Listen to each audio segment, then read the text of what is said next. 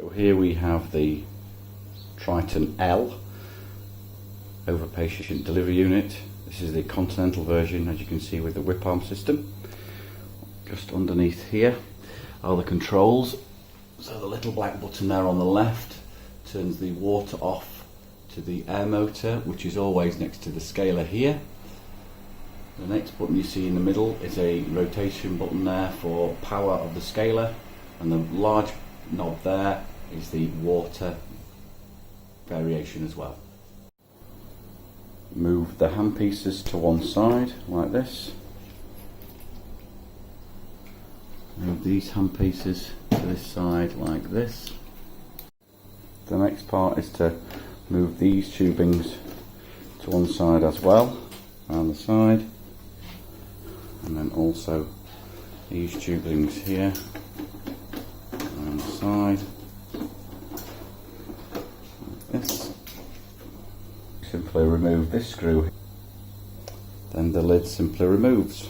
Once the lid is removed, you then have DT1 and DT2.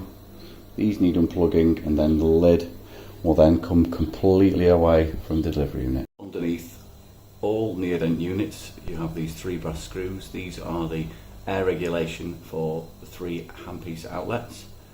The little pot here which unscrews collects all the exhaust gases from the handpieces and all the handpiece old oil, which this must be cleaned out once a month. Now we're going to demonstrate how to remove a Triton E lid off the delivery unit so we can get inside. There's a series of screws, one here, sometimes you have them one here, one on the corner, one on the side, one here, and one here.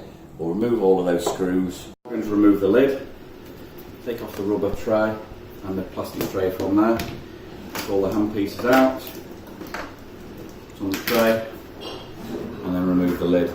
The arm will lift. So now disconnect DT2, DT1.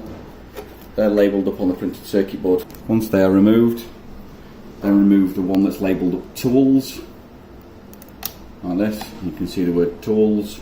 Now we remove the top, you can see the solenoids that operate the water for certain out handpieces. If you follow the one that's leaking, let's say the high speed on here, this is where the high speed pops up, and the green one here is the water solenoid. So basically what's happening is there's some debris or etc. trapped underneath the solenoid, or the solenoid isn't working correctly. So before we do any of this, we depressurise the bottled water system here and make sure there's no air, so we have no pressurised water through the unit. So now we have the bottle depressurised, the chair is turned off. We remove this little circlip here, put this to one side, remove the top of the solenoid, put to one side, remove this little washer here, put to one side, and we can now remove these 2 little screws here to remove this post. So to remove these 2 screws, use the correct screwdriver, make sure it seats properly, press down and turn, remove the screw, put to one side, press down, remove the screw, put to one side,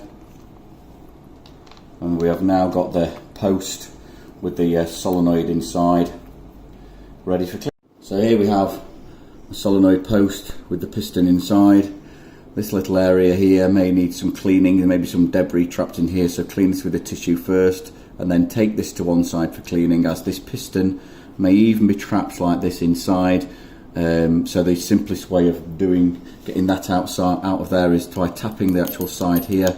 The piston will pop out and then you can clean this. You might see a little bit of debris around that edge area there. So the next part is cleaning the piston. We remove the piston out, take the little spring out the back, keep that to one side. Remember that goes in the back, so it goes inside there. And then basically clean this just with tissue, mild scraper. Clean any debris off of here, like this. Once this is off,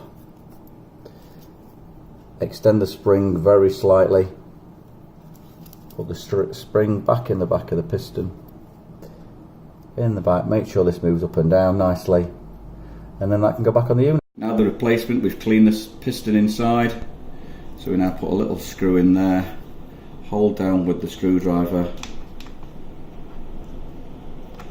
drop in, tighten one up first, not too tight to start with, next screw, back in, and then tighten these to make sure they're tight. Put back on the washer, put the solenoid top on, put the clip on, and you're done. Now check, make sure there's no leaks here, which you can see, and that means that this solenoid is now cleaned out and the piston is working. Now to put the lid back on, we have the 5-pin connector here that goes on the COM 1234 tools, is labelled up with the cables facing you. Put this on. We then find DT1 and DT2. So we have DT1 here with DT1 connector here. Again, cables facing towards you. Up. DT2 is labelled up DT2, DT2. Again, cables facing towards you. They're back on. Make sure all the cables are tucked away. Lid back on, screws back underneath, done.